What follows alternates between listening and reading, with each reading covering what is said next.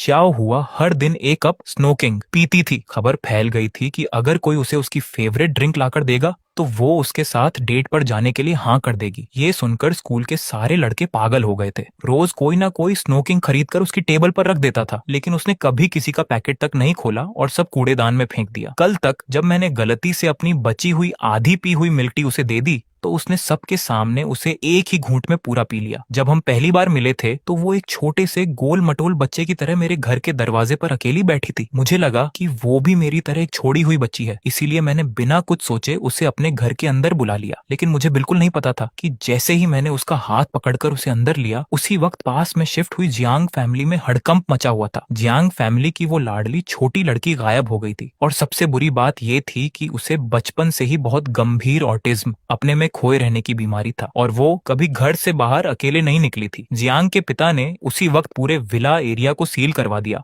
और कसम खाई कि जमीन खोदकर भी उसे ढूंढ निकालेंगे। जब जियांग के पिता टेंशन से पागल होने वाले थे, तभी उन्हें अचानक एक घर से हल्की सी लाइट आती दिखी। वो चुपचाप पास आए और दरवाजे के छेद से अंदर देखा तो सामने का नजारा देखकर वो वहीं सुन्न रह गए। हल्की सी रोशनी में उनकी ऑटिज्म वाली बेटी मुझे कसकर गले लगाए हुए थी और मैं गहरी नींद में सो रहा था। उसकी नीली आंखें किसी खाने को बचाने वाले छोटे भेड़िए की तरह दरवाजे के बाहर घूर रही थी। अगली सुबह जैसे ही मेरी आंख खुली, मैंने देखा कि एक अनजान आदमी सोफे के सामने बैठा हुआ मुझे घूर रहा था। एक ही रात में जियांग के पिता ने मेरे बारे में सब कुछ पता कर लिया था। वो मेरे सामने बैठे थे और उनकी नजरें मुझे ऐसे देख रही थीं जैसे मेरे आर पार देख लेंगी। मुझसे रहा नहीं गया तो मैंने धीरे से पूछा, क्या जियांग जिंगशुआन गलती से खो गई थी? जियांग के पिता ने सिर हिलाकर हाँ कहा और मुझे बताया कि जियांग जिंगशुआन को बहुत गंभीर दिमागी बीमारी है और कल रात विदेश से आते ही वो भाग गई थी। तुम्हें शुक्रिया कहने के लिए तुम मुझसे जो चाहो मांग सकते हो। 6 साल के मुंह बच्चे को क्या पता था कि इस बात की क्या कीमत है। इस वक्त वो छोटी सी जियांग जिंगशुआन पूरी रात जागने के बाद मेरी बाहों में गहरी नींद सो रही थी। जियांग के पिता को लगा था कि मुझ जैसा नाजायज और छोड़ा हुआ बच्चा इस मौके का फायदा उठाकर कोई महंगा खिलौना मांगेगा या अपनी किस्मत बदलने को कहेगा, लेकिन मैंने जल्दी से उनके कपड़े का कोना पकड़ लिया। मेरी आंखें लाल हो गईं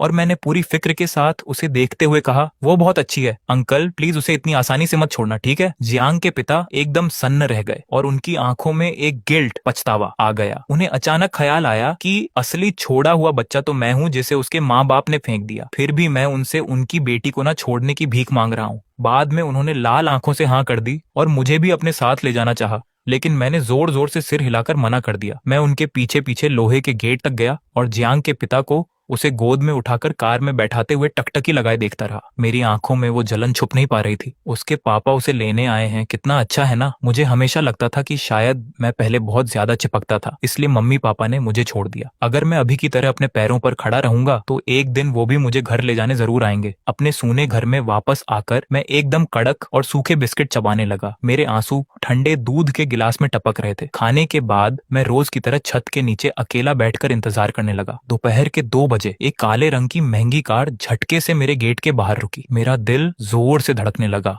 और मैं पागलों की तरह बाहर भागा। वो मम्मी पापा मेरे मुंह से निकलने ही वाला था कि मेरे गले में ही अटक गया। कार का दरवाजा खुला और अंदर से जियांग के पिता ही बाहर आए। उनके चेहरे पर बहुत ज्यादा टेंशन थी। उन्होंने मुझे एक झटके में पकड़ लिया और मेरे सामने घुटनों पर बैठकर मिन्नतें करते हुए बोले, बच्चे, अंकल की बेटी बहुत बीमार है, लेकिन वो किसी भी तरह इलाज करवाने को तैयार नहीं है। क्या तुम अंकल के साथ घर चलकर उसे समझा सकते हो? असल में जब जियांग जिंगशुआन की आंख खुली तो वो बहुत ज्यादा भड़क गई थी। वो किसी को खुद को छूने नहीं दे रही थी और चेकअप के लिए बिल्कुल नहीं मान रही थी। मुझे याद आया कि टीचर ने कहा था कि अनजान लोगों के साथ नहीं जाना चाहिए, लेकिन जब मैं सोच ही रहा था तभी जियांग के पिता ने कहा, उसकी माँ एक साइंटिस्ट है और काम की वजह से वो उसके साथ नहीं रह सकती। अगर जियांग जिंगशुआन का सही टाइम पर इलाज नहीं हुआ तो उसकी माँ शायद उसे कभी नहीं देख पाएगी और वो भी शायद अपनी माँ से कभी नहीं मिल पाएगी। ये बात किसी सुई की तरह मेरे दिल में चुभ गई। मैंने अपनी सारी हिचकिचाहट छोड़ दी और तुरंत सिर हिलाया। ठीक है अंकल, हम जल्दी चलते हैं। जियांग के पिता ने मुझे गोद में उठाया और तेजी से कार की तरफ भागे। 10 मिनट बाद कार एक बहुत बड़े विला के सामने रुकी। जियांग के पिता मुझे गोद में लेकर तेजी से चलते हुए एक भारी दरवाजे के सामने पहुंचे और मुझे नीचे उतारा। उन्होंने दबी हुई आवाज में मुझे फुसलाते हुए कहा, तुम खुद अंदर जाकर दरवाजा खोलोगे, ठीक है? मैंने सिर हिलाया, पूरी हिम्मत जुटाकर अपने छोटे हाथ बढ़ाए और उस भारी दरवाजे को जोर से धक्का दिया। कमरा एकदम अंधेरे में डूबा था। पर्दे पूरी तरह से बंद थे, कुछ भी दिखाई नहीं दे रहा था। मेरे पीछे जियांग के पिता ने माथा सिकोड़ा और इधर उधर देखने लगे, लेकिन मुझे जैसे कोई एहसास हुआ हुआ और मैं सीधा एक तरफ चलने लगा। कोने में वो आंखें मुझे ही घूर रही थी। मैं उसके सामने गया और एक स्माइल देकर बोला, क्या तुम लुका छिपी खेल रही हो? जब तुम ठीक हो जाओगी तो मैं तुम्हारे साथ खेलूंगा, ठीक है? अगले ही सेकंड बहुत सारे डॉक्टर्स कमरे में घुस आए और ठंडी मशीनों ने मुझे चारों तरफ से घेर लिया। मैं बहुत ज्यादा डर गया था और बिना सोचे जियांग जिंगशुआन की गोद में छुपने लगा। तभी कोने से एक बहुत ही घूरती हुई नजर मुंह पर पड़ी। मैं डर के मारे कांपने लगा। जियांग जिंगशुआन को तुरंत कुछ अजीब लगा।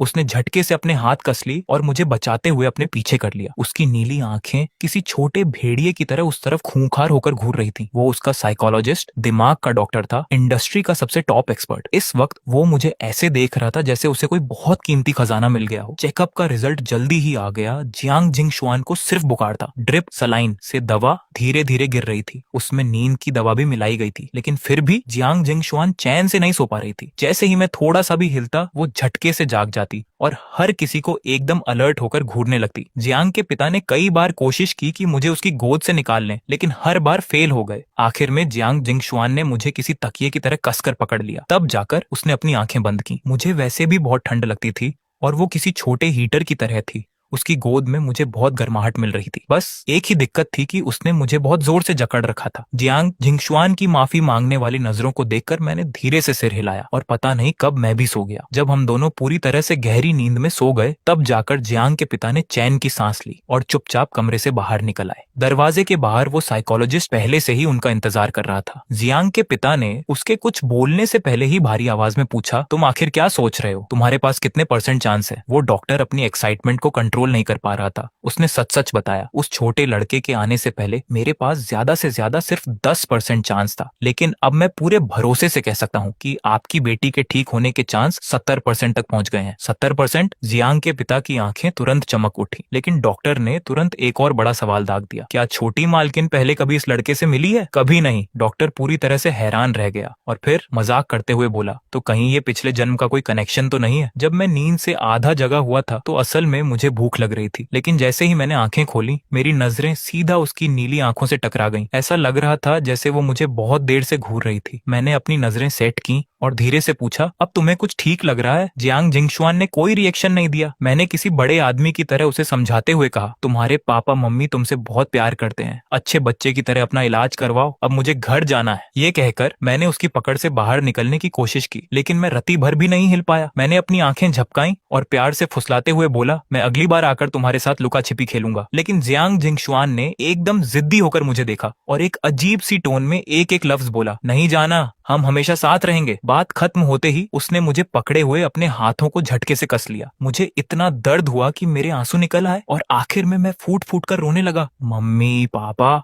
मुझे घर जाना है, मुझे घर ले चलो। तभी जियांग के पिता भागते हुए आए और बिना कुछ सुने मुझे जियांग जिंगशुआन की गोद से छीन लिया। जियांग जिंगशुआन एक झटके में भड़क गई और जियांग के पिता को खूंखार नजरों से घूरते हुए चीखने लगी, मेरा है, वो मेरा है। जियांग के पिता ने उसे एकदम ठंडी नजरों से देखा, वो सिर्फ अपना है। मैं चुपचाप जियांग के पिता के कंधे पर सिर रखकर रो रहा था। मेरी सांसें अटक रही थी। जियांग के पिता ने प्यार से मेरी पीठ थपथपाई और धीरे से मुझे समझाते हुए बोले, अंकल उसकी तरफ से तुमसे माफी मांगते हैं, ठीक है? मैंने जोर जोर से सिर हिलाकर मना किया और रोते हुए बोला, अंकल मुझे घर जाना है। जियांग के पिता को पता था कि मेरी केयरटेकर आंटी अभी तक नहीं लौटी होगी, इसलिए वो मुझे खाना खिलाने के लिए रोकना चाहते थे। उन्होंने मुझे डाइनिंग टेबल की कुर्सी पर बैठाया। टेबल पर बहुत ही महंगे महंगे खाने रखे थे, लेकिन मैंने सिर्फ एक नजर देखा और उदास होकर अपनी नजरें हटा ली। वो चाहे जितना भी समझाते, मेरे दिल में बस घर जाने की रट लगी थी। जियांग के पिता के पास कोई और रास्ता नहीं बचा तो वो खुद मुझे घर छोड़ने आए और किसी से कहकर मेरे लिए खाना भी पैक करवा दिया। लेकिन जब वो मुझे घर के दरवाजे तक छोड़कर पलटे तो उन्हें अचानक एक परछाई दिखी। जियांग जिंगशुआन अपने घर के दरवाजे के सामने खड़ी थी। उसकी छोटी सी भौहें सिकुड़ी हुई थीं और वो एकदम जिद्दी होकर वहीं इंतजार कर रही थी। जियांग के पिता आगे गए और अपनी बेटी को देखकर भारी आवाज में बोले, तुमने उसे डरा दिया है। दोपहर के 12 बजे जब जियांग के पिता हमें खाना खिलाने आए तो मुझे इतनी शर्म आ रही थी कि मेरा मन कर रहा था कि अपना सिर टेबल के नीचे छुपा लूं। जियांग के पिता को लगा कि मैं शर्मा रहा हूं तो उन्होंने प्यार से मुझे और खाने को कहा और बोले कि ये जियांग जिंगशुआन का ध्यान रखने की मेरी फीस है। मैं जोर जोर से सिर हिलाने लगा, लेकिन तभी जियांग जिंगशुआन ने एक बड़ा सा चिकन लेग उठाया और एकदम एक्सपर्ट की तरह मेरे मुंह के पास ले आई। मैंने आंखें झपकाई और शर्म के मारे एक डकार ले ली। ये देखकर जियांग के पिता को सब समझ आ गया और उन्हें एक साथ गुस्सा भी आया और हंसी भी छूट गई। दोपहर को जियांग जिंगशुआन का दिमागी इलाज ऑफिशियली शुरू हो गया। डॉक्टर ने घास पर पिकनिक मैट बिछाई और वो मेरे जरिए जियांग जिंगशुआन को गाइड करना चाहते थे। मेरे होने की वजह से हालांकि उसे डॉक्टर अभी भी पसंद नहीं था, लेकिन उसने बहुत अच्छे से उसका साथ दिया। लेकिन मुझे नहीं पता था कि ये जो इतना प्यारा सा साथ दिख रहा था वो बस एक शुरुआत थी। पर बच्चों की एनर्जी आखिर कम ही होती है। थोड़ी देर खेलने के बाद मुझे इतनी तेज नींद आने लगी कि मेरी आंखें नहीं खुल रही थीं। मैं उबासी लेते हुए अपनी आंखें मलता रहा और पता नहीं कब जियांग जिंगशुआन के कंधे पर सिर रखकर सो गया। मेरे सोते ही जियांग जिंगशुआन का चेहरा एकदम सीरियस हो गया। वो मेरे एकदम पास आकर मुझे घूरने लगी। उसकी नजरें बर्फ की तरह ठंडी थीं। डॉक्टर ने देखा कि सेशन खत्म होने वाला है तो वो चुपचाप वहां से निकलने वाला था, लेकिन जियांग जिंगशुआन ने झटके से सिर उठाया और उसकी नीली आंखों ने डॉक्टर को वहीं लॉक कर दिया। वो ऐसी नजर थी जो किसी 7 साल के बच्चे की हो ही नहीं सकती थी। डॉक्टर के तो पसीने छूट गए और जब तक वो पूरी तरह से वहां से गायब नहीं हो गया तब जाकर जियांग जिंगशुआन ने अपनी नजरें वापस लीं। जब मैं नींद से उठा तो मैंने बिना सोचे उसका हाथ छोड़ दिया था। जियांग जिंगशुआन ने अपना माथा सिकोड़ा और उसने अपने दाएं हाथ से मेरे हाथ को कंट्रोल करके वापस अपने बाएं हाथ में पकड़ लिया। ये सब करने के बाद उसके चेहरे पर एक हल्की सी खुशी वाली स्माइल आ गई और वो धीरे से बड़बड़ाई, अलग नहीं होना। मैं शाम तक सोता रहा और जियांग के पिता ने मुझे जगाया। मैंने अपनी आंखें मली और उन्हें अंकल बुलाया। किसे पता था कि मुझे किसी और को देखकर स्माइल करते हुए देखकर जियांग जिंगशुआन का चेहरा फिर से लटक जाएगा। उसने बस अपने होंठ कसकर दबा लिए। रात के खाने के बाद एक मेल नौकर मुझे नहलाने ले गया। जियांग जिंगशुआन बाथरूम के दरवाजे के बाहर ही बैठ गई और अपने कान लगाकर अंदर की आवाजें सुनने लगी। उसे डर था कि कहीं मैं अचानक गायब न हो जाऊं। जब मैं नाइट सूट पहनकर बाहर आया तो उसे लगा कि मैं दिन की तरह उसके साथ ही रहूंगा, लेकिन मैंने उसकी तरफ हाथ हिलाकर कहा, बाय बाय, मैं कल स्कूल किंडरगार्टन के बाद आकर तुम्हारे साथ खेलूंगा। लेकिन जियांग जिंगशुआन ने तो स्कूल का मुंह ही नहीं देखा था। उसे पता ही नहीं था कि स्कूल के बाद का क्या मतलब होता है। उसने मुझे इतनी खुशी से स्माइल करते देखा तो उसका मन ना होते हुए भी उसने मेरी तरह हाथ हिलाया और एकदम कड़क चेहरे के साथ बोली, बाय बाय। वो मुझे गोद में उठाकर ले जाते हुए देखती रही, लेकिन उसने मन ही मन फैसला कर लिया था कि कल वो और भी जल्दी जाकर मेन गेट पर मेरा इंतजार करेगी। नतीजा ये हुआ कि अगले दिन सुबह 4:30 बजे ही जियांग जिंगशुआन ने जियांग के पिता को जगा दिया। बाप बेटी लिविंग रूम में एक दूसरे को घूर रहे थे। जियांग के पिता ने अपना माथा मला, आज गू हैंग तुम्हारे साथ नहीं खेल सकता। जियांग जिंगशुआन के चेहरे पर कंफ्यूजन था। क्यों? उसे किंडरगार्टन नर्सरी स्कूल जाना है। मैं भी जाऊंगी, जियांग जिंगशुआन ने बिना एक सेकंड सोचे कहा। तुम नहीं जा सकती, जियांग के पिता ने शांति से समझाया। किंडरगार्टन अभी तुम्हारे जैसे बच्चों को नहीं रख सकता। असल में उन्हें मेरी ज्यादा फिक्र थी। अगर जियांग जिंगशुआन वहां चली गई तो क्या स्कूल का सबसे पॉपुलर लड़का होने के नाते मैं वहां कोई बड़ा बवाल खड़ा नहीं कर दूंगा। जियांग जिंगशुआन के चेहरे पर एक पल के लिए टेंशन दिखी, लेकिन वो जल्दी ही शांत हो गई। उसने सिर उठाकर जियांग के पिता को देखा। मुझे उसके साथ स्कूल जाने के लिए क्या करना पड़ेगा? जियांग जिंगशुआन ने अपनी भौहें उठाई और सीधा अपनी शर्त रख दी, मैं डॉक्टर के साथ अपना इलाज करवाऊंगी। वो जब कहेगा कि मैं ठीक हूँ तब तुम मुझे स्कूल जाने दोगे। डन, डील पक्की। इतना कहकर जियांग जिंगशुआन मुड़कर तीसरे फ्लोर पर चली गई। वो वहां की उस बड़ी सी कांच की खिड़की के सामने खड़ी हो गई जहां से मेरे घर का दरवाजा एकदम साफ दिखता था। वो बस शांति से देखती रही।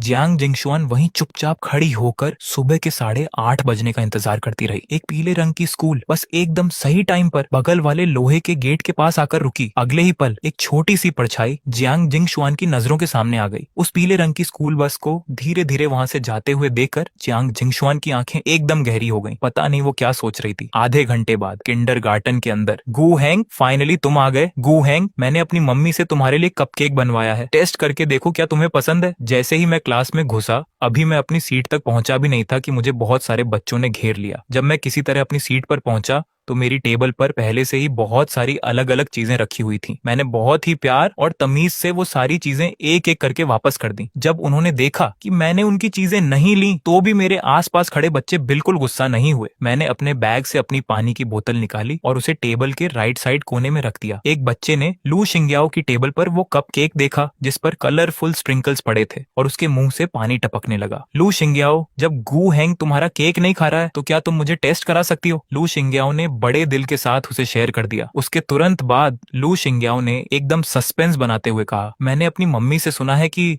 आज एक नई लड़की हमारे स्कूल में आने वाली है। ये सुनते ही आसपास के सारे बच्चों के अंदर एक्साइटमेंट जाग गई और मुझे भी इसमें इंटरेस्ट आ गया। जब उसने देखा कि मैं भी सुन रहा हूँ तो लू शिंग्याओ ने उसे जो कुछ भी पता था वो सब उगल दिया। वो शायद शिए मानमान की बहन है, उसका नाम मुझे याद नहीं आ रहा। ये सुनकर कि वो शिए मानमान की बहन है, बहुत सारे बच्चों के मन में उस नई लड़की के लिए पहले ही नफरत पैदा हो गई। शिए मानमान हमारी चेरी ब्लॉसम क्लास की सबसे मशहूर और खतरनाक गुंडी बुली थी। वो अक्सर दूसरे बच्चों के खिलौने और स्नैक्स छीन लेती थी और लड़कों का कॉलर भी पकड़ लेती थी। और जैसा लू शिंग्याओ ने कहा था, पहली क्लास शुरू होने से पहले टीचर एक नई स्टूडेंट को लेकर स्टेज पर आई। बच्चों, आज हमारी चेरी ब्लॉसम क्लास में एक नया मेंबर आया है। इसका नाम शे हानिवे है। सब तालियां बजाकर इसका वेलकम करो। टीचर ने बहुत ही प्यार से इंट्रोडक्शन दिया। नई स्टूडेंट के शे मान की बहन होने की बात पूरी क्लास में पहले ही फैल चुकी थी। बच्चों ने एकदम बिना मन के हल्की हल्की तालियां बजाई। उन हल्की हल्की तालियों के बीच में एक बहुत ही तेज और खुशी से बजने वाली ताली की आवाज एकदम अलग सुनाई दे रही थी। सबने एक साथ उस आवाज की तरफ देखा। मैं अपने दोनों हाथों से पूरी ताकत लगाकर तालियां बजा रहा था। मुझे उस नए स्टूडेंट का इतने जोर शोर से वेलकम करते देखकर बहुत सारे बच्चों के मन में उस शे मान की बहन के लिए जो गुस्सा था वो थोड़ा कम हो गया। टीचर ये सब देख रही थी और जब उनकी नजर मुझ पर पड़ी तो उनकी आंखें एकदम सॉफ्ट हो गईं। उन्होंने आगे कहा, शे हानिवे, प्लीज अपना इंट्रोडक्शन, परिचय दो। शे हानिवे चुपचाप नीचे खड़े बच्चों को देखती रही और माहौल अचानक से थोड़ा अजीब हो गया। टीचर ने जल्दी से बात को संभाला। लगता है नई स्टूडेंट थोड़ी शर्मीली है, आप सबको इसका अच्छे से ध्यान रखना है। हमारी चेरी ब्लॉसम क्लास के सारे बच्चे एक बहुत बड़ी और लंबी टेबल शेयर करते थे, इसीलिए टीचर ने जानबूझकर शे हानिवे को मेरे बगल में बैठा दिया। हैंग,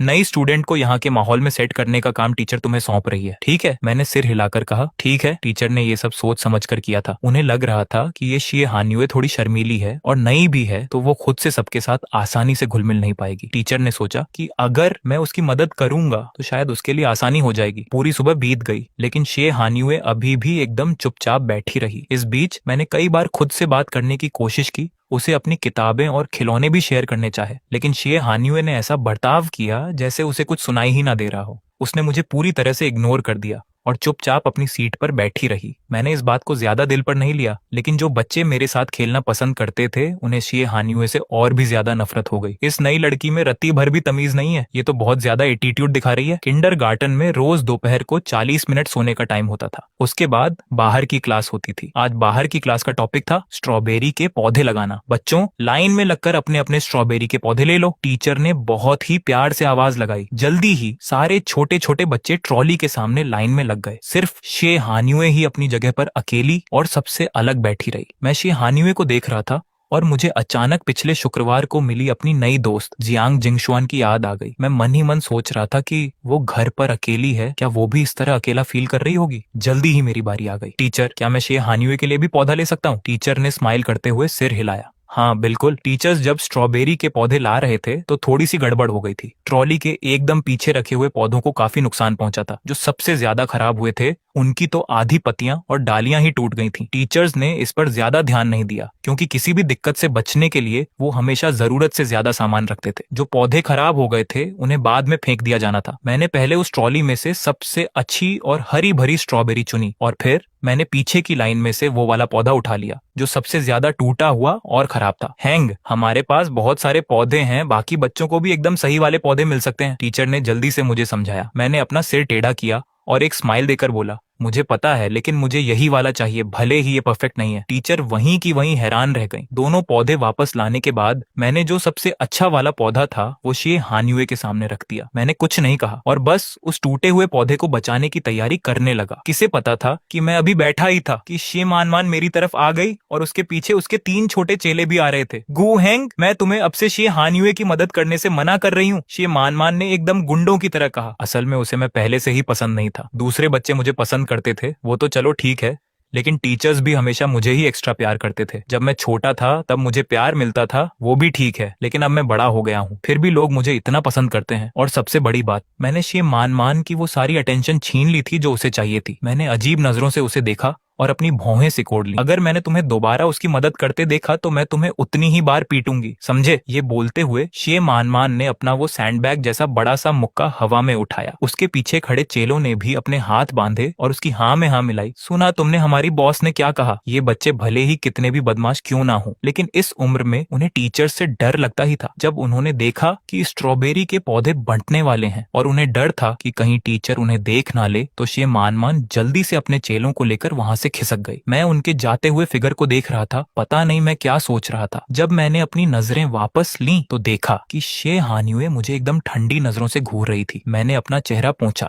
और कंफ्यूज होकर पूछा, क्या मेरे चेहरे पर कुछ लगा है? मुझसे दूर रहो, शे हानिवे ने एकदम कड़क आवाज में कहा। मुझे तुम्हारी इस झूठी दया और भीख की कोई जरूरत नहीं है। अब भी जो स्ट्रॉबेरी के पौधे थे वो प्लास्टिक के बैग में थे और अब उन्हें छोटे गमलों में लगाना था। टीचर ने बहुत ही डिटेल में सब कुछ सिखाया। एक दूसरे की मदद करते हुए बच्चों ने बहुत अच्छे से अपना काम पूरा कर लिया। जहां वो फंस जाते थे वहां टीचर्स उनकी मदद कर देते थे। पौधे लगाने और उन पर अपने नाम का टैग लगाने के बाद बच्चे लाइन में लगकर अपने गमले बाहर की टेबल पर रखने लगे। बच्चों चलो अब हम सब हाथ धोने चलते हैं। मैं भी हाथ धोने ही जा रहा था कि मैंने देखा टीचर अपनी ट्रॉली लेकर वहां से जा रही है। मैंने तुरंत अपना प्लान बदला। टीचर जांग। मेरी आवाज सुनकर वो रुक गई, पलटी और झुककर प्यार से पूछा, हैंग क्या हुआ? क्या ये पौधे फेंके जाने वाले हैं? मैंने धीरे से पूछा। जो पौधे एक्स्ट्रा थे और सही सलामत थे उन्हें टीचर्स ने गार्डन की क्यारियों में लगा दिया था, लेकिन इन टूटे हुए पौधों को वहां नहीं लगाया जा सकता था। अगर इनका अच्छे से ध्यान नहीं रखा गया तो चाहे इन्हें गार्डन में ही क्यों ना लगा दो, ये जल्दी ही सूख जाएंगे। जब मैंने टीचर झांग को हाँ में सिर हिलाते देखा तो मैंने आंखें झपकाई। तो क्या आप ये मुझे दे सकती हैं? क्या हैंग इन्हें घर ले जाकर लगाना चाहता है? टीचर झांग ने स्माइल करते हुए कहा, हाँ बिल्कुल। टीचर झांग ने हंसते हुए आगे कहा, लेकिन ध्यान रखना कि ये पक्का जिंदा रहे। मैंने अपने होंठ दबाकर एक स्माइल दी। कोई बात नहीं, अगर तुम्हें ये चाहिए तो टीचर झांग इन पौधों को पहले ही स्कूल बस के ड्राइवर को दे देंगी। जब बस तुम्हें घर छोड़ने जाएगी तो वो तुम्हें दे देगा। इस बातचीत में थोड़ा टाइम लग गया था। जब मैं कॉरिडोर के आखिर में वॉशरूम के दरवाजे पर पहुंचा तो ज्यादातर बच्चे वहां से जा चुके थे। धड़ाम!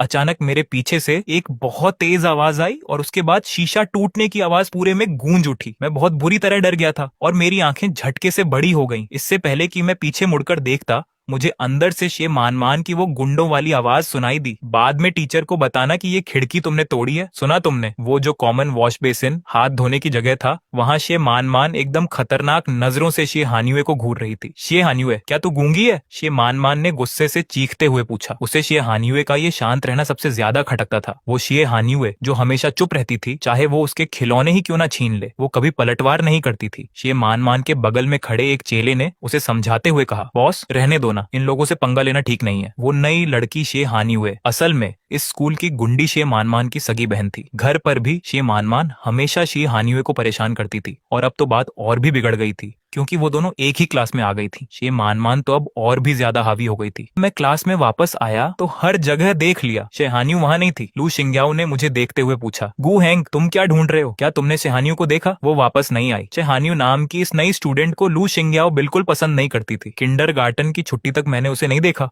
और टीचर्स ने भी कुछ नहीं कहा, तो शायद वो अपने घर चली गई होगी। शाम के 4 साढ़े 4 बजे पीली बस सड़क के किनारे आकर रुकी। मैं बहुत सारा सामान लेकर नीचे कूदा और ड्राइवर अंकल को बाय बोला। ड्राइवर अंकल हंसते हुए बोले, गू हैंग कल मिलते हैं, सुबह फिर लेने आऊंगा। बस के जाते ही कोने में छिपी हुई ज्या जिनशुआन बाहर निकल आई। वो चुपचाप मुझे देख रही थी। मेरी नजर उस पर पड़ी तो मेरा चेहरा चमक उठा। मैं खुशी से चिल्लाया, ज्या जिनशुआन। ज्या जिनशुआन मेरे पास आई, चेहरा थोड़ा उतरा हुआ था। तुम अभी किससे बात कर रहे थे? सवाल अजीब था पर मैंने सच सच बता दिया। सुनकर वो बस अपने होंठ दबाकर चुप हो गई। ज्या जिनशुआन, मैं तुम्हारे लिए गिफ्ट लाया हूँ। मैंने अपना सामान उसे दिखाया। उसे इन चीजों में कोई दिलचस्पी नहीं थी, पर फिर भी उसने सामान ले लिया और मेरा हाथ पकड़ धर लिया। हम दोनों हाथ थामे ज्या परिवार के घर की ओर चलने लगे। घर पहुंचते ही नौकर ने हमारा बैग और पानी की बोतल ले ली। मैं ज्या जिनशुआन को एक फ्लावर बेड के पास ले गया। मैंने कहा, चलो इन्हें यहाँ लगाते हैं। ज्या जिनशुआन बोली, ठीक है। जो नौकर हमेशा उसका ख्याल रखता था वो तुरंत औजार ले आया। खरपतवार साफ की, मिट्टी खोदी, पौधे लगाए और पानी दिया। स्ट्रॉबेरी के पौधे लगाने तक काफी अंधेरा हो गया था। मुझे पसीना आ गया था तो डर था कि कहीं बीमार न पड़ जाऊं, इसीलिए नौकर मुझे अंदर ले गया कपड़े बदलने। ज्या अंकल जब घर आए तो उन्होंने देखा कि ज्या जिनशुआन क्यारियों के पास बैठकर कुछ देख रही थी। पास गया तो देखा कि वो नई स्ट्रॉबेरी के पौधे थे। ज्या अंकल बोले, ये गू हैंग लेकर आया है ना? उनके सिवा ज्या जिनशुआन किसी और की लाई चीज में दिलचस्पी नहीं लेती। ज्या जिनशुआन तो कभी जवाब देती नहीं, तो अंकल खुद ही बोले, ये टहनियां तो काफी खराब हो चुकी हैं, पता नहीं बचेगी या नहीं। ज्या जिनशुआन ने झटके से अंकल की तरफ देखा। इन्हें जिंदा कैसे रखा जा सकता है? अंकल बोले, अच्छे से ख्याल रखो, अगर ये मर गए तो मुझे बहुत दुख होगा। ज्या जिनशुआन को याद आया कि मैं कैसे रो रहा था और उसका दिल भर आया। रात के खाने के बाद मैं और ज्या जिनशुआन साथ बैठकर पिक्चर बुक देख रहे थे। मैं बहुत ध्यान से देख रहा था पर उसका ध्यान बुक में नहीं, हमारे जुड्ढे हुए हाथों पर था। उसने अचानक पूछा, किंडरगार्टन में कोई और भी तुम्हारा हाथ पकड़ता है क्या? मैंने सिर हिलाया। उसका चेहरा काला पड़च गया। क्या वो तुम्हारा हाथ बहुत बार पकड़ देते हैं? मुझे महसूस हुआ कि उसका मूड खराब है। मैंने थोड़ा सोचकर सिर हिला दिया। उसने फिर पूछा, क्या बहुत सारे लोग हैं? मैं झिटका और फिर सिर हिला दिया। बहुत अच्छे हैं। ज्या जिनशुआन ने एक गहरी सांस ली। मुझे बताओ आज स्कूल में क्या क्या हुआ? ये सुनकर मैं समझ गया कि वो क्यों परेशान है। उसे भी स्कूल जाना है। मैंने खुशी खुशी उसे दिन भर की सारी बातें डिटेल में बता दी ताकि उसे भी स्कूल से प्यार हो जाए। पर उसे क्या क्या पता था, मेरी बातें सुनकर तो जिया जिनशुआन का गुस्सा 7वें आसमान पर पहुंच गया। अगले कुछ दिनों तक मैंने रोज खुद से स्कूल की बातें बताना शुरू कर दिया। मुझे पता भी नहीं चला कि मुझे घर लौटने का इंतजार रहने लगा। पहले स्कूल के लिए लेट होने के डर से मैं कई अलार्म लगाता था, अब नहीं, क्योंकि जिया जिनशुआन सुबह मुझे उठाने आती, हाथ पकड़ देकर ब्रेकफास्ट खिलाती और बस तक छोड़ने आती। शाम को जब बस रुकती तो गेट खुलते ही मेरी पहली नजर जिया जिनशुआन पर होती। वो मेरा बैग और बोतल लेती और मेरा हाथ थामकर घर ले जाती। टीचर ने हंसते हुए कहा, गू हैंग, आज पापा और दीदी साथ आए हैं। पापा शब्द सुनते ही मैं रुक गया, आंखें थोड़ी नम हो गईं। आज जिया अंकल फ्री थे, ऊपर से रात भर बारिश हो रही थी तो वो खुद साथ आए थे। अंकल ने देखा कि मुझे अपने पेरेंट्स की याद आती है तो उन्होंने वो जगह नहीं ली। हंसकर बोले, मैं गू हैंग्स का अंकल हूँ। टीचर ने माफी मांगी। मुझे बस में बिठाकर अंकल बोले, गू हैंग, मैं और जिया जिनशुआन घर पर तुम्हारा इंतजार करेंगे। घर क्या, मुझे फिर से घर मिल गया। मैंने नाक साफ की और जोर से सिर हिलाया। ठीक है, बाय अंकल, जिया जिनशुआन बाय। शाम को लेने भी जिया जिनशुआन और अंकल ही आए थे। बारिश की वजह से इस डडक पर पानी भरा था। अंकल ने मुझे खुद ही उठा लिया ताकि जूते न भीगे। अंकल बोले, चलो घर चलते हैं। उनकी गोद वैसी ही थी जैसे मुझे याद है, बद्दी, गरम और सुकून भरी। मेरी आंखों में आंसू आ गए। मेरे पापा की गोद भी आपकी तरह ही गरम थी, बस अब वो रही नहीं। अंकल ने मुझे घर के पास छोड़ दिया और मेरे सिर पर हाथ फेरा, पर बहुत धीरे से, क्योंकि बगल में खद्दी जिया जिनशुआन उन्हें गुस्से में घूर रही थी। सर्दियों की छुट्टी के पास हमारी क्लास में एक और नई स्टूडेंट आई। टीचर ने स्टेज पर ऐलान किया, बच्चों, एक नई स्टूडेंट आई है, नाम है जिया जिनशुआन। पर उसे क्लास में लाने के बजाय वो चुपचाप मेरे बगल में आकर बैठ गई। जिया जिनशुआन मुझे बिस्किट खिला रही थी, पर मेरा पेट भरा था तो मैंने मना कर दिया। उसने पूछा, नहीं खाना? मैंने सिर हिलाया, नहीं, थोड़ा पानी पिला दो। जिया जिनशुआन ने पानी पिलाया। फिर मुझे देखते हुए उसकी चिंता भरी नजरें मुझ पर टिकी रहीं। पानी की बोतल रखते ही उसने देखा कि पूरी क्लास उसे देख रही थी, खासकर मेरे दाईं ओर बैठी हानियू, जो उसे नजरों से ही खत्म कर देना चाहती थी। जिया जिनशुआन ने उसे देखा जैसे कोई गंदी चीज देख ली हो। टीचर ने कहा, नई स्टूडेंट, अपना परिचय दो। जिया जिनशुआन का मन नहीं था, पर मुझे खुश देखकर वो खड्डी हुई। बिना किसी उत्साह के बोली, मेरा नाम जिया जिनशुआन है, बस इतना ही। टीचर ने बात संभाली, ये नई बच्ची बहुत बड़ी फैमिली से थी। कल ही प्रिंसिपल ने सबको अलर्ट कर दिया था कि आज सबकी ड्रेस एकदम साफ होनी चाहिए। 3 दिन से सफाई चल रही थी और जिया जिनशुआन के आते ही उसने मुझे पूरी तरह अपने कंट्रोल में ले लिया। वो किसी को मेरे पास आने नहीं देती थी। लू शिंगियाओ ने तो एक ही दिन में 4 बार शिकायत कर दी। टीचर ने जिया जिनशुआन को वॉशरूम के बाहर खड्डा पाया। टीचर बोले, तुम दूसरों को गू हैंग के साथ खेलने क्यों नहीं देती? जिया जिनशुआन ने पलकें झुकाई और धीरे से कहा, मेरा है। इतनी छोटी बात, पर टीचर का दिमाग घूम गया। तभी मैं बाहर आया। जिया जिनशुआन ने तुरंत मुझे पानी पिलाया और हाथ पहुंचे। उसने पूछा, पानी ठंडा तो नहीं? मैंने कहा, ठीक है। वापस चलते समय मैंने टीचर को देखा। मैंने पूछा, आप यहाँ क्या कर रहे हैं? जिया जिनशुआन ने टीचर को घूरा और टीचर झूठ बोलकर वहां से निकल गए। मैंने कहा, जिया जिनशुआन, चलो चलते हैं। टीचर समझ गए थे कि जिया जिनशुआन का मतलब क्या था। मैं उसकी प्रॉपर्टी हूँ और वो किसी को मेरे पास आने नहीं देगी। दोपहर के खाने में जिया जिनशुआन खुद मुझे चम्मच से खाना खिला रही थी। मैंने मना किया, गोभी नहीं खानी। उसने मुझे प्यार से मनाया, ठीक है, गोभी नहीं, पर थोड़ा मीट खा लो। मैंने खा लिया। जब मैं सूप पी रहा था तब उसने खाना शुरू किया और बाद में मेरा बचा हुआ खाना भी खुद ही खा लिया। टीचर ये सब देख रहे थे। जिया जिनशुआन के आने से पहले मैं क्लास का सबसे बेहतरीन बच्चा था।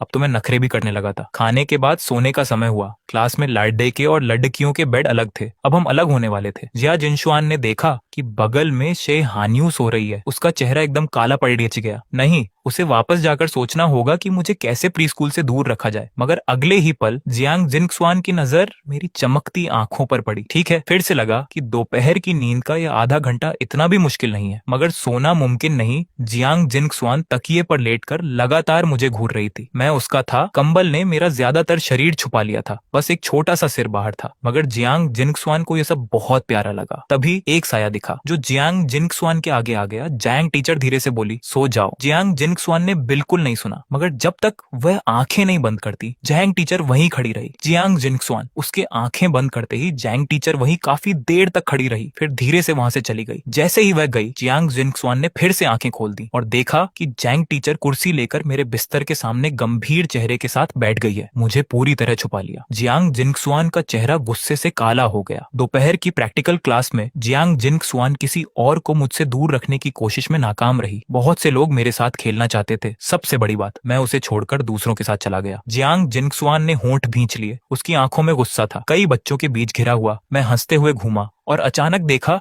कि जियांग जिंगसुआन नहीं है। मैंने रुककर उसकी तरफ देखा। मैंने हाथ हिलाकर हंसकर कहा, जियांग जिंगसुआन, जल्दी आओ, साथ खेलते हैं। उस पल उसकी आंखों का गुस्सा गायब हो गया जब वह मेरी तरफ बढ़ रही थी। मन में सोच रही थी, चलो बस गोएंग खुश रहे। कुछ दिन पहले बच्चों ने जो स्ट्रॉबेरी के पौधे लगाए थे, जो बचे उनमें फल आने लगे थे। मेरा नहीं था, क्योंकि मेरा पौधा मर गया था और सभी बच्चों में सिर्फ मेरा। ऐसा नहीं कि मैंने ध्यान नहीं दिया, बल्कि मैं साकुरा क्लास में बहुत पॉपुलर था। हर बार जब बच्चे अपने पौधे को पानी देते तो मेरे वाले को भी दे देते। रोजाना कोई पानी डालता, कोई और पानी डालता और मेरा पौधा पानी से डूबकर मर गया। दोपहर 3:50 पर साकुरा क्लास की छुट्टी हुई। मेरे और जियांग जिंगसुआन के निकलने से पहले जे हान्युए ने मुझे पुकारा। गु हेंग, क्लास से निकलते ही मैंने आवाज सुनी, देखा कि जे हान्युए ने बुलाया है। मैं हैरान था, ये तुम्हारे लिए। उसने वह गमला मेरी तरफ बढ़ा दिया। हरे पत्तों के बीच 3-4 बड़े फल लटक रहे थे, बस अभी पूरे लाल नहीं हुए थे। फल काफी जगह से हरे सफेद थे। जानती थी कि मैं मना करूंगा। उसने पहले ही वजह ढूंढ ली थी। तुम जानते हो जे मैन हमेशा मुझे परेशान करती है। मेरे पास रहेगी तो वह इन्हें पकने नहीं देगी, तो मैं तुम्हारी रखवाली करता हूँ, मैंने सुझाव दिया। उसने कहा, ठीक है। मैंने लेने के बाद उसे संभाल कर पकड़ा। उस दिन तुमने मेरे पास खड़े होकर मेरी हिफाजत की, मैंने अभी तक शुक्रिया नहीं कहा, जजी हान्युए ने कहा। बात खत्म करते ही उसने चुपके से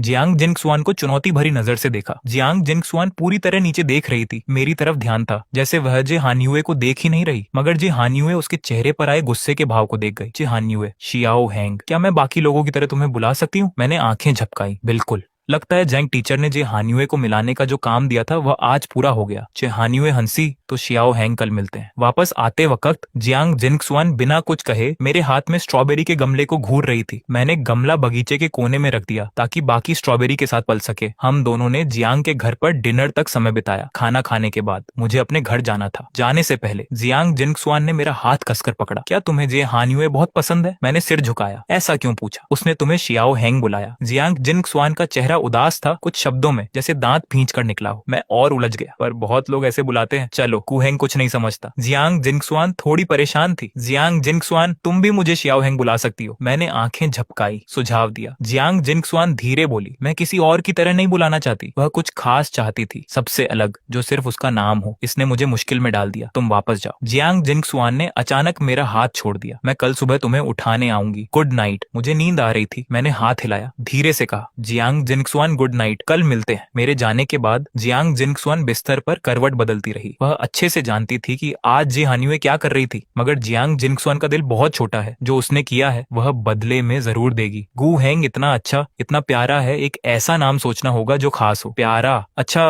अचानक एक नाम उसके दिमाग में आया। अंधेरे में जियांग जिंगसुआन धीरे से बोली, शियाओ गुआई, लिटिल कटी। जितना सोचा उतनी खुशी हुई। न जाने क्यों यह नाम उसे बहुत पहचान का लगा, जैसे कई बार बोला हो। शियाओ गुआई, मेरा शियाओ गुआई। एक दिन, कल जियांग जिंगसुआन का पहला स्कूल दिन था, इसलिए जियांग पापा ने भी, जिन्होंने रात भर काम किया था, सुबह का नाश्ता साथ किया। नीचे डाइनिंग रूम में मैं जियांग जिंगसुआन के साथ बैठा, अंडा छील रहा था। गर्म अंडा था, हाथ में थोड़ा जला रहा था। जियांग जिंगसुआन को लगा मैं खेल रहा हूँ, इसलिए मदद नहीं की, बस कभी कभी मेरे मुंह में खाना डालती रही। शियाओ गु हैंग। तभी जियांग पापा ने पूछा, कल स्कूल कैसा रहा? जियांग जिंगसुआन ने ऊपर नहीं देखा, मेरे मुंह में चम्मच डाला। ठीक था। जियांग पापा ने माथा सहलाकर पूछा, कल स्कूल में क्या पढ़ा? जियांग जिंगसुआन, नहीं पता, मैंने अंडा छील लिया था। मैंने जियांग जिंगसुआन को देकर उसके कान में धीरे से कहा, ये जियांग अंकल को दे दो, कहो तुमने छीला है। जियांग जिंगसुआन थोड़ी देर चुप रही, फिर मुंह बनाकर बोली, नहीं। क्यों नहीं? मैंने पूछा। जियांग जिंगसुआन ने जियांग पापा की तरफ देखा और कहा, उन्हें अंडे से एलर्जी है, खा नहीं सकते। ये कहकर उसने मेरे हाथ से अंडा लेकर खुद खा लिया। मेरी आंखें बड़ी हो गईं। जियांग पापा चुप थे। किसे एलर्जी है ये खुद उसे ही नहीं पता। नाश्ता करने के बाद स्कूल बस आई। बैग पहनकर 2 बोतल लेकर जियांग जिंगसुआन ने मेरा हाथ पकड़ा और बस में चढ़ गई। जियांग अंकल, शाम को मिलते हैं। जियांग पापा की आंखों में प्यार था, हाथ हिलाया। शाम को मिलते हैं। Xiao hang. जो जियांग जिंगसुआन के साथ महसूस नहीं हुआ, वह जियांग पापा ने मुझ में पाया। बस को जाता देख जियांग पापा ने सोचा, बेटे अच्छे होते हैं, सच में कितने अच्छे और प्यारे होते हैं। आधे घंटे बाद बस स्कूल के बाहर रुकी। हम दोनों हाथ पकड़े नीचे उतरे। साकुरा क्लास के बच्चे आ चुके थे। मुझे सीट पर बैठाकर जियांग जिंगसुआन ने धीरे से कहा, मैं पानी लेने जा रही हूँ, तुरंत आऊंगी, इधर उधर मत जाना। मैंने आंखें झपकाई। साथ चलते हैं। नहीं, मैं जल्दी आऊंगी, जियांग जिंगसुआन ने कहा। उसके जाने के बाद टेबल पर सोने का नाटक कर रही जे हान्युए उठी, अपने बैग से एक लाल एप्पल निकाला। शियाओ हैंग, यह तुम्हारे लिए। वह एप्पल बहुत बड़ा था। जब उसने मेरे हाथ में दिया तो मुझे दोनों हाथों से पकड़ना पड़ा। मुझे लगता है कोई कुछ दे तो बदले में कुछ देना चाहिए। इसी वजह से मैं बाकी बच्चों का सामान नहीं लेता था, क्योंकि मैं वापस नहीं दे सकता। मगर आज अलग था। मैं हंसा और थैंक यू कहा। एप्पल टेबल पर रखकर मैंने बैग से कुछ कैंडी निकाली और जे हान्युए को दी। पानी लेकर आई जियांग जिंगसुआन ने अंदर आते ही देखा कि मैं जे हान्युए से बात कर रहा हूँ। पता नहीं क्या बोला कि मैं हंस रहा था। जियांग जिनक्सुआन को ये अच्छा नहीं लगा, मेरे पास आई और टेबल पर एप्पल देखा। वह पूछना चाहती थी कि ये कहाँ से आया। जे हान्युए ने पहले कहा, शियाओ हैंग, तुम्हारी दी हुई कैंडी मैंने अब तक की सबसे अच्छी कैंडी खाई है। मैंने सिर झुकाया, हैरान होके बोला, तुम्हें इतना पसंद है? तुम जानती हो जे हान्युए को कुछ पसंद नहीं आता तो मेरे पास कुछ और है, सब तुम ले लो। ये कहकर मैंने बैग की बची हुई सारी कैंडी उसे दे दी। Thank you. जे हान्युए ने लेने के बाद जियांग जिनक्सुआन की तरफ देखा। जियांग जिनक्सुआन की आंखें गुस्से से भरी थी। बिना दिखने वाली लड़ाई क्लासरूम में फैल गई। वह जानती थी कि कैंडी कहाँ से आई, मैंने बहुत संभाल कर रखी थी, पर जे हान्युए को मिल गई। जियांग जिनक्सुआन के अंदर गुस्सा बढ़ रहा था। उसने एक गहरी सांस ली और जोर से पुकारा, श्याओ गुआई। यह नाम जियांग जिनशुआन ने मुझे सुबह मीटिंग के वक्त ही बता दिया था। आज तक मुझे किसी ने इस नाम से नहीं बुलाया था, इसीलिए जब भी जियांग जिनशुआन मुझे इस नाम से बुलाती, मुझे रिस्पॉन्स देने में 1 सेकंड का टाइम लग जाता था। मैंने पीछे घूमकर अचरज से पूछा, जियांग जिनशुआन क्या बात है? जैसे ही जियांग जिनशुआन ने मुझे उस नाम से पुकारा, जी हान्युए का चेहरा एकदम से चेंज हो गया। जियांग जिनशुआन मन ही मन मुस्कुराई और उसका गुस्सा काफी कम हो गया। थोड़ा water P low. Insulated cup के कैप में रखा हुआ हॉट वाटर अब नॉर्मल टेम्परेचर पर था। मैंने चुपचाप वह पूरा वाटर पी लिया। इस समय सेमेस्टर का एंड आ चुका था और सिर्फ 1 वीक बाद विंटर वेकेशन होने वाले थे। वेदर भी पहले से काफी कोल्ड हो गया था, जिससे कई बच्चे बीमार होकर किंडरगार्टन नहीं आ रहे थे। एब्सेंट बच्चों की संख्या बहुत ज्यादा थी, इसलिए टीचर्स ने भी क्लासेस ऑलमोस्ट स्टॉप कर दी थी। मॉर्निंग की एक क्लास के बाद कुछ बच्चों ने मुझे अपने साथ खेलने के लिए बुलाया। मेरा बहुत मन था, पर जियांग जिनशुआन के साथ रहने के प्रॉमिस के कारण मैं हिचकिचाने लगा। जाओ खेल लो, जियांग जिनशुआन ने मेरी हिचकिचाहट को भांपते हुए प्यार से कहा। मुझे थोड़ा अचरज हुआ, क्योंकि पहले वाली जियांग जिनशुआन इतनी लीनियंट नहीं थी। जियांग जिनशुआन ने जियांग के हाथ में मौजूद रेड पेपर कटिंग को दिखाते हुए कहा, अभी टीचर ने जो सिखाया वह मुझे कुछ समझ नहीं आया। मैं जी हान्युए से इस बारे में पूछना चाहती हूँ। पिछली क्लास में विंडो फ्लावर बनाना सिखाया गया था, इसलिए मैं खुशी खुशी बाकी बच्चों के साथ खेलने चला गया। जब मैं पूरी तरह से आंखों से ओझल हो गया, तब जियांग जिनशुआन ने अपनी नजरें हटाई और जी हान्युए की तरफ देखा। अब हिसाब किताब चुकता करने का टाइम था। जब मैं खेलकर वापस आया तो जियांग जिनशुआन और जी हान्युए दोनों अपनी अपनी सीट पर बैठे अपने काम में बिजी थे। मैंने ज्यादा नहीं सोचा और स्माइल करते हुए सॉफ्ट वॉइस में पूछा, जियांग जिनशुआन, तुमने बनाना सीखा या नहीं? जियांग जिनशुआन ने तुरंत टेबल पर रखा हुआ पहले से तैयार विंडो फ्लावर मुझे दिखाया। मेरी आंखें चमक उठी और मैंने जियांग जिनशुआन की तारीफ करने में कोई कसर नहीं छोड़ी। वह सच में बहुत ब्यूटीफुल था। जियांग जिनशुआन की खूब तारीफ करने और कप का काफी वाटर पी लेने के बाद मुझे एक बात का एहसास हुआ, मेरी टेबल पर रखा हुआ एप्पल गायब था। मैंने जियांग जिनशुआन से पूछा कि क्या उसने मेरा एप्पल देखा है? जियांग जिनशुआन ने कहा कि उसने नहीं देखा और तुरंत बात को घुमाते हुए पूछा, क्या श्याओ गुआई को एप्पल पसंद है? बात पसंद या नापसंद की नहीं थी, बल्कि बात यह थी कि वह एप्पल जी हान्युए ने गिफ्ट किया था। मैंने सोचा किसी का दिया हुआ गिफ्ट अच्छे से न रखना और उसे खो देना बहुत ही रूड और इंसल्टिंग बिहेवियर है। मुझे अपसेट देखकर जियांग जिनशुआन की आंखें सीरियस हो गईं और उसने सहलाते हुए कहा, अपसेट मत हो, घर चलकर मैं तुम्हें इससे भी ज्यादा रेड और बिग एप्पल दूंगी, ओके? मैंने अपने होंठ भींचे और नामे सिर हिलाया। मैंने क्लासरूम के कोने कोने में उसे सर्च किया, यहाँ तक कि कई बच्चों से भी पूछा, पर वह कहीं नहीं मिला। निराश होकर मैं अपनी सीट पर वापस आया और जी हान्युए की शर्ट खींचते हुए बोला, सॉरी, मैंने तुम्हारा दिया हुआ एप्पल खो दिया। कोई बात नहीं, वैसे भी इसमें तुम्हारी कोई मिस्टेक नहीं है। जी हान्युए की वॉइस थोड़ी कोल्ड थी। दूसरों को भले न पता हो कि एप्पल कैसे गायब हुआ, पर क्या जी हान्युए को नहीं पता था? ये सोचते हुए जी हान्युए ने अपनी गर्दन घुमाई और गुस्से से जियांग जिनशुआन की तरफ देखा, जो उसे चिढ़ाने वाले अंदाज में देख रही थी। जी हान्युए ने गुस्से में अपना हाथ भींचकर मुट्ठी बना ली। इस बात की वजह से मैं पूरे दिन अपसेट रहा, यहाँ तक कि घर वापस आने के बाद सोफे पर जियांग जिनशुआन के साथ बैठकर अपनी फेवरेट पिक्चर बुक देखने में भी मेरा मन नहीं लगा। जियांग जिनशुआन को अपना एप्पल वाला प्रॉमिस याद था, पर मेरी भूख गायब थी, इसलिए मैंने बस एक छोटा पीस खाया। मेरी नजर से दूर जियांग जिनशुआन का चेहरा अचानक एकदम सख्त हो गया। क्या उस जी हान्युए का दिया हुआ एप्पल सच में इतना इंपॉर्टेंट था? मेरा ध्यान भटकाने के लिए जियांग जिनशुआन ने सोचकर एक आइडिया दिया, हमने आज किंडरगार्टन में जो विंडो फ्लावर बनाए थे उन्हें वॉल पर पेस्ट करें। मैंने थोड़ा सोचा और सॉफ्ट वॉइस में कहा, ओके। जब जियांग जिनशुआन टेप लेने गई तो मैंने अपना स्कूल बैग खोला ताकि विंडो फ्लावर निकाल सकूं, पर बैग अंदर से एकदम एम्प्टी था, उसमें कुछ नहीं था।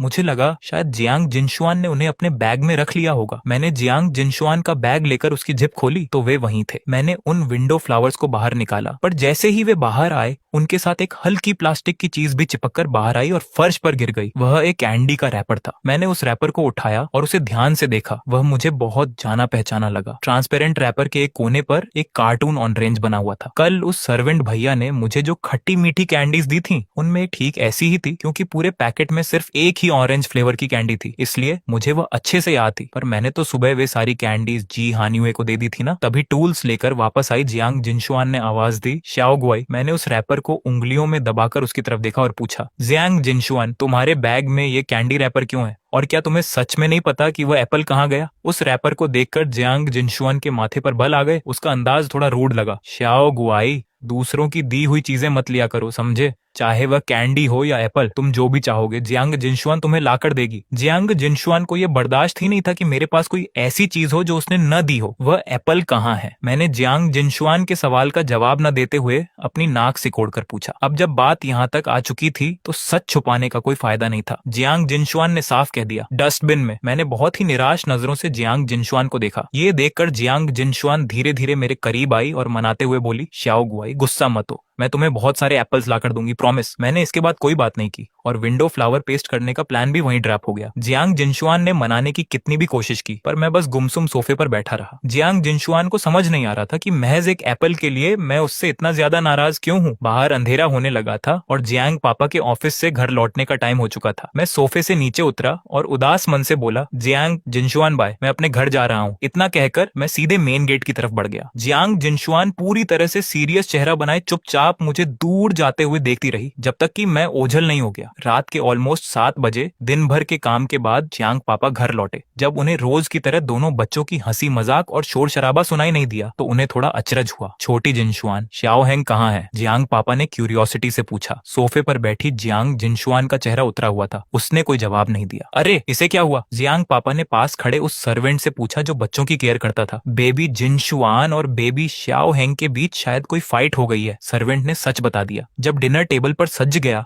तो जियांग पापा ने किसी को भेजकर मुझसे पूछवाया कि क्या मैं डिनर करना चाहता हूँ। चेयर पर बैठी जियांग जिनशुआन ऐसे बिहेव कर रही थी जैसे उसे कोई परवाह न हो, पर उसके कान पूरी तरह से उसी तरफ लगे हुए थे। कुछ ही देर में पूछने गया, पर्सन वापस आ गया। बेबी श्याओ हेंग तो सो चुके हैं। जियांग पापा ने सोचा कि जब वह सो गया है तो ठीक है, उसे सोने देते हैं। भले ही टेबल पर सिर्फ एक पर्सन कम था, पर वहां का माहौल इतना शांत था कि सब कुछ सूना सूना लग रहा था। थोड़ा सा डिनर जैसे तैसे फिनिश करके जियांग जिनशुआन भी चुपचाप ऊपर अपने रूम में चली गई। वह कारपेट पर बैठ गई और उसने बिना एक शब्द बोले बची हुई सारी कैंडीज निकालकर खा ली। क्या बकवास कैंडी थी, इसमें जरा भी स्वीटनेस नहीं थी। जियांग जिनशुआन से मेरी जान पहचान पहले हुई थी, फिर मैं उस जी हानिवे का साइड क्यों ले रहा था? आधे घंटे बाद फ्रेश होकर बेड पर लेटी जियांग जिनशुआन अंधेरे में सीलिंग को घूरती रही। उसने मन ही मन पक्का डिसीजन लिया कि वह मुझसे पूरे 3 दिन तक बात नहीं करेगी। पर क्या 3 दिन बहुत ज्यादा नहीं हो जाएंगे? चलो एक दिन सही रहेगा। नहीं, आधा दिन ही ठीक है। पर अगर उसने मुझसे बात नहीं की तो क्या इससे जी हानिवे का फायदा नहीं हो जाएगा? नहीं, उसे कल सुबह खुद मुझसे आकर बात करनी होगी। मैं जी हानिवे का फायदा नहीं होने दे सकती। बात करना एक अलग बात थी, पर जियांग जिनशुआन ने सोच लिया था कि वह इतनी जल्दी मुझे माफ नहीं करेगी जब तक कि मैं खुद अपनी मिस्टेक मानकर सॉरी ना बोलूं। बस यही फाइनल था। रात के 3 बजे पूरी दुनिया एकदम शांत थी और सब गहरी नींद में थे। मजे से सो रहे जियांग पापा को महसूस हुआ कि किसी ने उन्हें धीरे से हिलाया है। जब उन्होंने अपनी आंखें खोली तो उन्हें बेड के पास एक छोटी सी परछाई खड़ी दिखाई दी। भले ही जियांग पापा का हार्ट काफी स्ट्रांग था, पर इस सीन को देखकर वह भी एक पल के लिए कांप उठे। अगले ही पल जियांग जिनशुआन की थोड़ी झिझकती हुई आवाज आई, पापा। ये एहसास होने पर कि वह जियांग जिनशुआन है, जियांग पापा ने चैन की सांस ली। उन्होंने बेड के पास रखा लैंप ऑन किया और मन ही मन खुद को शांत किया कि यह अपनी ही बच्ची है, इकलौती है, जिसे उसकी माँ ने पूरे 10 महीने पेट में रखकर जन्म दिया है। कोई प्रॉब्लम है क्या? बेड पर उठकर बैठते हुए जियांग पापा ने अपना सिर सहलाया। जियांग जिनशुआन के चेहरे पर एक उम्मीद सी चमक उठी और वह बोली, क्या आप मेरे लिए किसी को सर्च कर सकते हैं? रात के 3:07 पर सब कुछ सहने वाले सीधे साधे पापा अपनी बेटी को साथ लेकर मैनेजर के पीछे पीछे एक नौकर के कमरे के गेट पर पहुंचे और नॉक किया। नींद से जागे नौकर का चेहरा देखने लायक था। उसे कुछ समझ नहीं आ रहा था। रात के 3:12 पर जियांग के पापा, जियांग जिनशुआन, मैनेजर और वह नौकर सब मिलकर सीसीटीवी रूम में गए। उन्होंने 2 दिन पहले रात के 10 बजे का वीडियो निकाला। वीडियो को रोका गया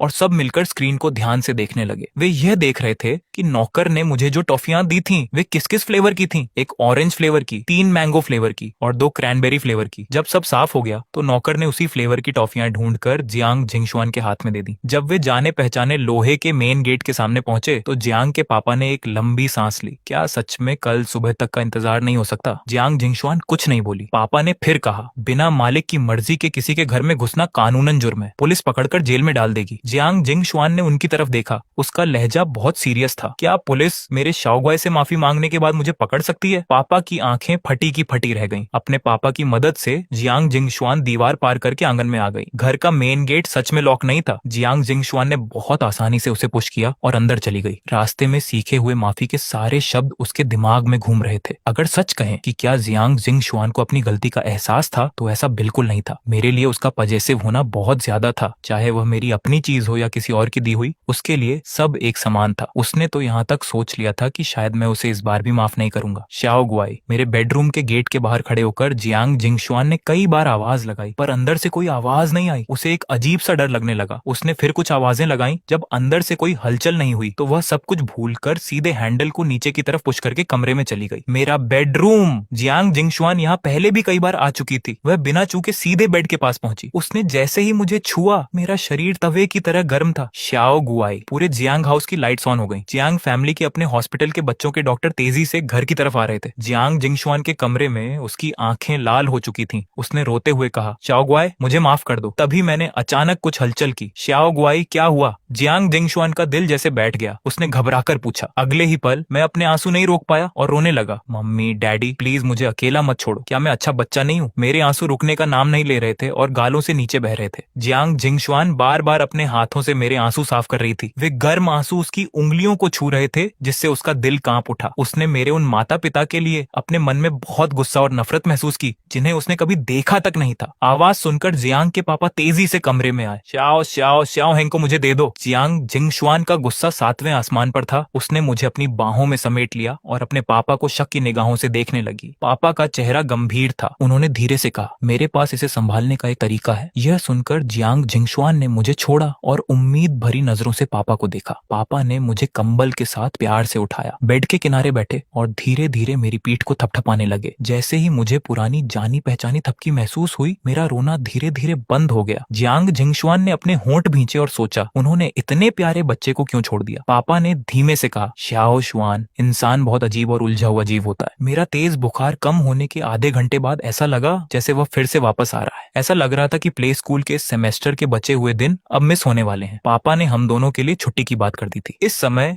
गहरी सर्दी का मौसम था। कई दिनों तक मेरी तबीयत ऊपर नीचे होती रही, जिससे जियांग जिंगशुआन हर समय बहुत ज्यादा फिक्रमंद और सतर्क रही। इन दिनों मैं जियांग हाउस में ही रह रहा था। सच कहें तो मैं हर समय जियांग जिंगशुआन के कमरे में ही रहता था। मैंने बस कुछ देर के लिए विंडो क्या खोली, जियांग जिंगशुआन तुरंत भागती हुई आई और उसे बंद कर दिया। ठंड लग रही है क्या? पूछते हुए उसने अपना हाथ मेरे माथे पर रख दिया। मैंने 2 बार खांसा, उसकी तरफ देखा और मुस्कुराते हुए भारी आवाज में बोला, कमरे में बहुत सफोकेशन, घुटन लग रही थी, बस थोड़ी ताजी हवा के लिए विंडो ओपन की थी। एक बार ठीक हो जाओ, फिर विंडो ओपन करेंगे, ओके? जियांग जिंगशुआन ने प्यार से समझाया। हालांकि मेरा मन अभी हवा खाने का था, पर उसे परेशान न करने के लिए मैंने सिर हिलाया और अच्छे बच्चे की तरह कहा, ठीक है। पिछले हफ्ते ही डॉक्टर ने मेरा फुल बॉडी चेकअप किया था और खाने पीने से लेकर हर छोटी बात की एक लंबी लिस्ट दी थी। उस प्रिंटेड पेपर पर बहुत सारे नोट्स लिखे थे। जियांग जिंगशुआन जब भी फ्री होती, उसे निकाल कर देखने लगती ताकि कोई पॉइंट मिस ना हो जाए। पापा जब ऑफिस का काम खत्म करके लौटे तो जियांग जिंगशुआन मुझे पानी पिला रही थी, पर मैंने अपने सूखे होंठों को छुआ और बीमारी के कारण कमजोर आवाज में कहा कि मुझे अब और नहीं पीना। क्लास में आधा पानी बचा देखकर जियांग जिंगशुआन ने अपनी भौहें सिकोड़ी और गुस्से से कहा, बिल्कुल नहीं, पूरा पियो। तभी मेरी नजर पापा पर गई। मुझे जैसे कोई सहारा मिल गया हो। मैं सोफे से नीचे आया और सीधे भागते हुए पापा की बाहों में जा समाया। अंकल, आप आ गए। पापा ने मुस्कुराते हुए मुझे ऊपर उठाया, हमेशा की तरह मेरे माथे को छुआ और प्यार से पूछा, श्याओ हेंग, क्या आज भी तबीयत खराब लग रही है? मैंने अपना सिर हिलाया। क्या आज अंकल को ऑफिस में बहुत काम करना पड़ा?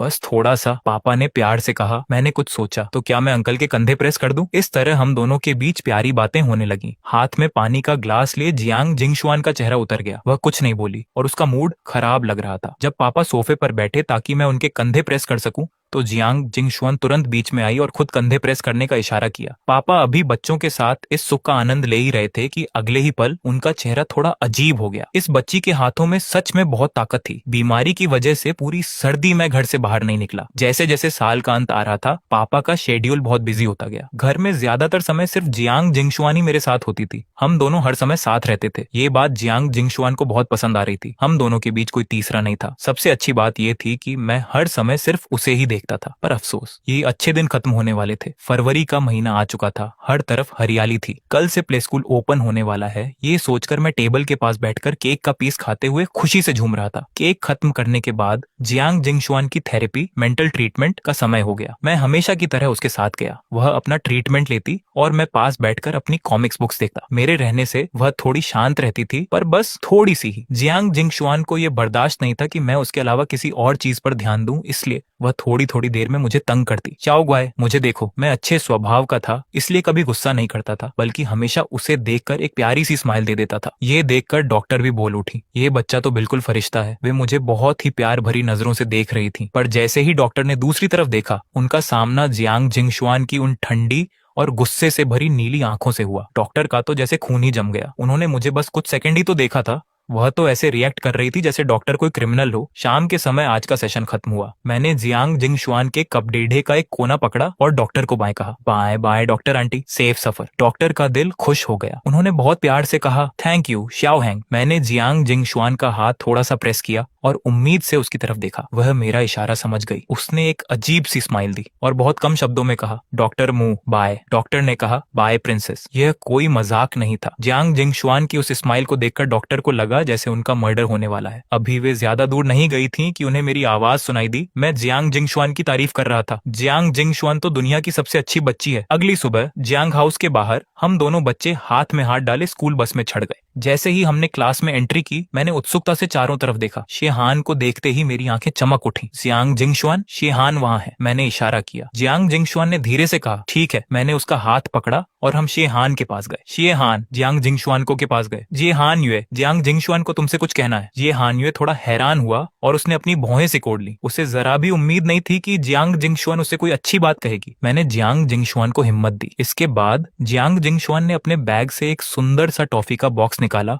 और सीए हानयुए के सामने रख दिया। सीए हानयुए शांत था। वह सोच रहा था कि ये क्या नया ड्रामा है। अगले ही पल जियांग जिंगशुआन ने नीचे झुककर माफी मांगी। सीए हानयुए, आई एम सॉरी। मुझे तुम्हारा दिया हुआ एप्पल कचरे के बक्से में नहीं फेंकना चाहिए था। सीए हान का गुस्सा और बढ़ गया, खासकर तब जब उसने जियांग जिंगशुआन की आंखों में जीत का भाव देखा। वह सिर्फ इसलिए ऐसा कर रही थी क्योंकि मैं उसकी चालें नहीं देख सकता था। वह तो चाहती थी कि शे हान उसे माफ न करे ताकि वह मेरे सामने उसे बुरा दिखा सके। शे हान ने अपनी नाराजगी छुपाते हुए कहा, मैंने तुम्हें माफ किया। दोनों को एक होते देख मेरे मन का बोझ हल्का हो गया। मैंने खुश होकर कहा, यह तो बहुत अच्छा हुआ। उस दिन के बाद से जियांग जिंगशुआन और जी हानयुए के बीच एक दीवार खींच गई। जियांग जिंगशुआन सामने से और जी हानयुए पीछे से एक दूसरे के खिलाफ चालें चलते, पर दोनों का एक ही रूल था, मुझे कुछ पता नहीं चलना चाहिए। इस तरह प्ले स्कूल खत्म होने तक मुझे कुछ भनक नहीं लगी और मैं यही सोचता रहा कि वे दोनों बहुत अच्छे भाई बहन बन गए हैं। हर साल जून में स्कूल का फेयरवेल फंक्शन होता था। इस बार की थीम क्रिएटिव ड्रेस थी। फंक्शन के बाद सब बच्चों को वोट देकर सबसे बेस्ट ड्रेस वाले को विनर चुनना था। मैंने एक बहुत बड़ा पीले रंग का लेमन नींबू कैप पहना हुआ था। मेरी आंखें चमक रही थी। जियांग जिंगशुआन ने भी वैसा ही पर्पल कलर का बेरी कैप पहना था। उसने सीरियस होकर कहा, लेमन बहुत क्यूट है, बस एक ही प्रॉब्लम है कि ये कैप बहुत बड़ी है। हम साथ चलते हुए एक दूसरे के करीब नहीं आ पा रहे। वह इस बात से थोड़ी उदास थी। आज रात स्कूल में बहुत चहल पहल थी। हर तरफ अच्छे कपड़ों में पेरेंट्स दिख रहे थे। बच्चों की ड्रेसेस भी बहुत यूनिक थी, कुछ क्यूट, कुछ क्लासी, तो कुछ फनी। बस एक कोने में काले रंग की टी शर्ट पहने शेहान सबसे अलग बैठा था। वह चुपचाप और शांत नजरों से कुछ दूरी पर शे मान की फैमिली को देख रहा था। उस हंसते खेलते परिवार को देखकर उसके मन में नफरत का तूफान उठ रहा था। तभी एक आवाज आई, शेहान।